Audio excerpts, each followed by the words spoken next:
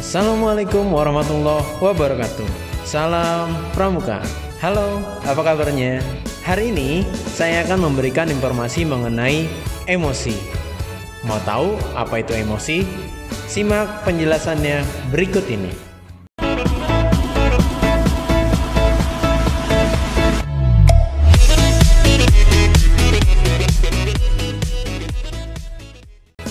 Emosi adalah perasaan intens yang ditunjukkan kepada seseorang atau sesuatu. Emosi adalah reaksi terhadap seseorang atau kejadian. Emosi dapat ditunjukkan ketika mereka senang mengenai sesuatu, marah kepada seseorang, ataupun takut kepada sesuatu. Kata emosi diturunkan dari kata bahasa Prancis emotion, dari émouvre yang artinya kegembiraan, dan dari bahasa Latin émover, dari varian X yang berarti luar dan mover yang berarti bergerak. Maka dari kebanyakan ahli yakin bahwa emosi lebih cepat berlalu daripada suasana hati. Sebagai contoh, bila seseorang bersikap kasar, manusia akan merasa marah. Perasaan intens kemarahan tersebut mungkin datang dan pergi dengan cukup cepat. Tetapi ketika dalam suasana hati yang buruk, seseorang dapat merasa tidak enak untuk beberapa jam. Karena kita masih membahas di pembahasan awal, yaitu di tingkat ramu, jadi kita skip beberapa pembahasan langsung mengenai emosi, dan kita akan lanjutkan tentang klasifikasi emosi.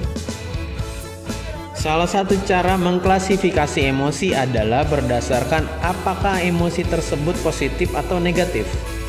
Emosi tidak dapat netral, karena menjadi netral berarti menjadi non-emosional. Oke, kita akan memberikan beberapa contoh emosi tentang hal sebelumnya. Emosi positif. Contohnya adalah cinta, bahagia, senang, gembira, terpesona, dan ceria. Adapun emosi negatif, contohnya adalah marah, sedih, takut, malu, dan cemas. Sumber-sumber emosi dan suasana hati, kepribadian, waktu, cuaca, tidur, olahraga, stres, aktivitas sosial, usia, dan gender. Dan sekarang saya akan memberikan penjelasan tentang sumber-sumber emosi dan suasana hati. 1. Kepribadian. Kepribadian memberikan kecenderungan kepada orang untuk mengalami suasana hati dan emosi tertentu. Contohnya, beberapa orang merasa bersalah dan merasa kemarahan dengan lebih mudah dibandingkan orang lain. Sedangkan orang lain merasakan tenang dan rileks dengan situasi apapun. Intinya, beberapa orang memiliki kecenderungan untuk memiliki emosi apapun secara lebih intens, atau memiliki intensitas afek, atau perbedaan individual dalam kekuatan di mana individu-individu mengalami emosi mereka.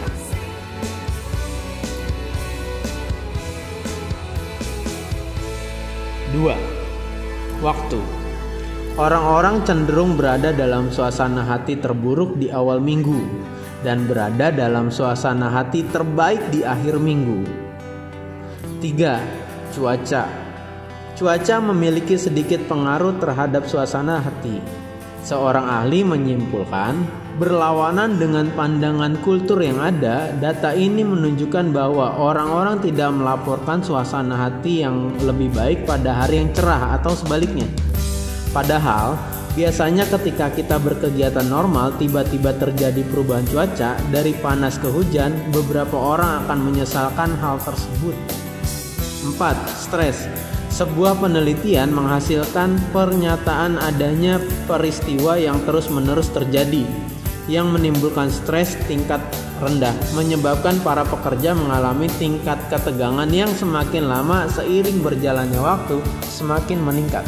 Seperti seorang pekerja yang terus-menerus bekerja tanpa libur setiap pekannya akan lebih besar memiliki dampak stres. Begitupun pelajar yang belajar setiap waktu tanpa libur atau bermain. 5. Aktivitas sosial.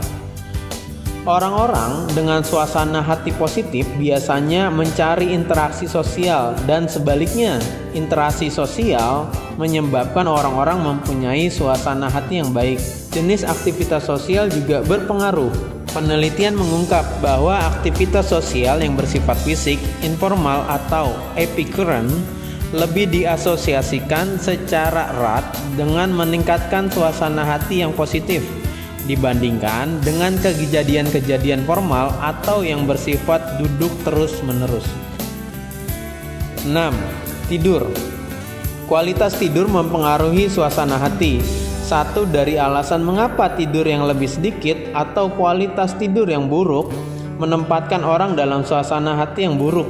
Karena hal tersebut memperburuk pengambilan keputusan dan membuatnya sulit untuk mengatur emosi. Jadi, jangan keseringan begadang ya. 7. Olahraga. Penelitian secara konsisten menunjukkan bahwa olahraga meningkatkan suasana hati positif. 8. Usia.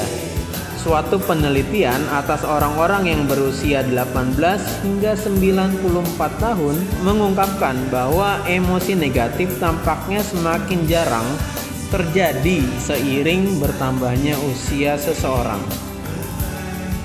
9. Gender. Dalam perbandingan antar gender, wanita menunjukkan ekspresi emosional yang lebih besar dibandingkan pria. Mereka mengalami emosi secara lebih intens dan mereka menunjukkan ekspresi emosi positif maupun negatif yang lebih sering, kecuali kemarahan. Baiklah, sepertinya pembahasan tentang emosi cukup sampai di sini. Semoga apa yang disampaikan dapat menambah pengetahuan kita di masa yang akan datang. Kurang lebih mohon maaf. Salam Pramuka. Pramuka semanis coklat.